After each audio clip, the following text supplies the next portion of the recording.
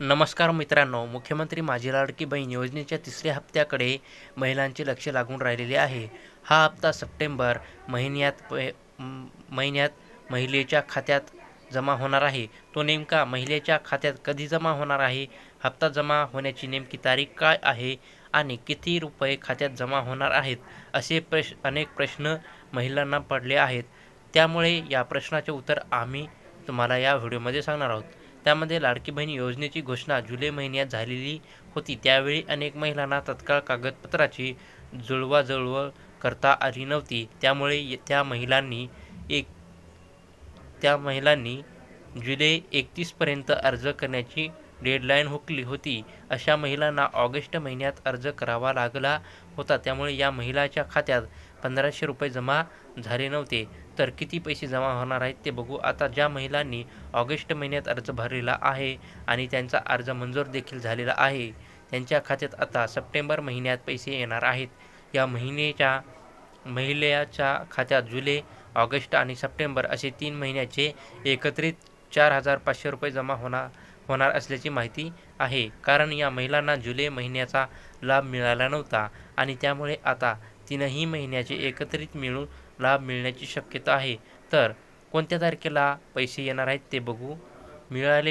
लाडकी बहीण योजना मिळालेल्या माहितीनुसार येत्या 17 ते 19 सप्टेंबरपर्यंत या महिलेच्या खात्यात पैसे जमा होणार असल्याचा अंदाज आहे. सरकारकडून याबाबत अद्याप अधिकृत तारीख जाहीर करण्यात आलेली नाही. मात्र या 2 तारखेच्या आत पैसे जमा होण्याचा अंदाज आहे. तर या महिलांना फक्त 1,500 रुपये का ते बघू. ज्या महिलांना सप्टेंबरमध्ये अर्ज करणार आहेत त्या महिलांना सप्टेंबरपासून लाभ मिळणार आहे. त्याचा खात्यात जुलै आणि ऑगस्टचे पैसे जमा होणार नाहीत. तसेच जर तुम्ही अर्ज भरताना 11 पर्यायामधून अंगणवाडी सेविका हा पर्याय क्लिक केला नाही तर तुम्हाला अडचण येणार आहे. कारण इतर पर्याय सध्या बंद करण्यात आलेले आहेत. त्यामुळे आता अंगणवाडी सेविका यांना अर्ज स्वीकारण्यास प्राधिकृत करण्यात आलेले आहे.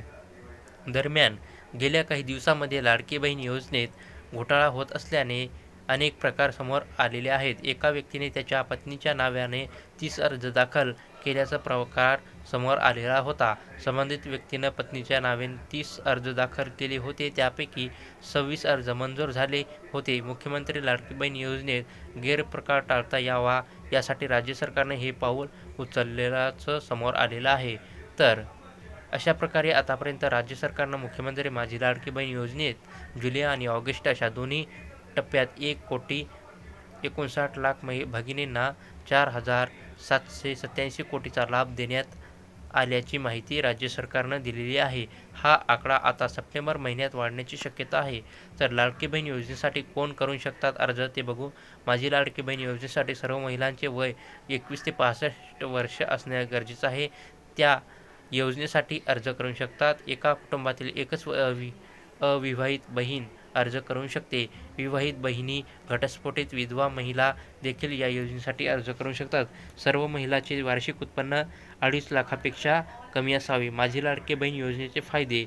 माझी लाडकी बहीण योजनेसाठी अर्ज केल्यानंतर सर्व भगिनींना दर महिन्याला 1,500 रुपये मिळणार आहेत. त्यासोबत दरवर्षी 3 LPG गॅस सिलेंडर देखील मिळणार आहेत.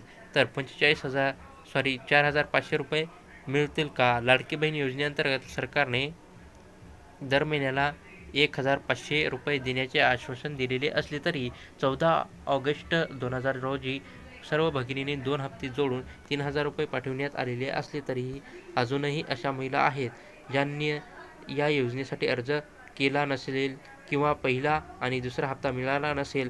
त्यांना एकत्रित 4,500 रुपये देण्याची घोषणा मुख्यमंत्री एकनाथ शिंदे यांनी केलेली आहे.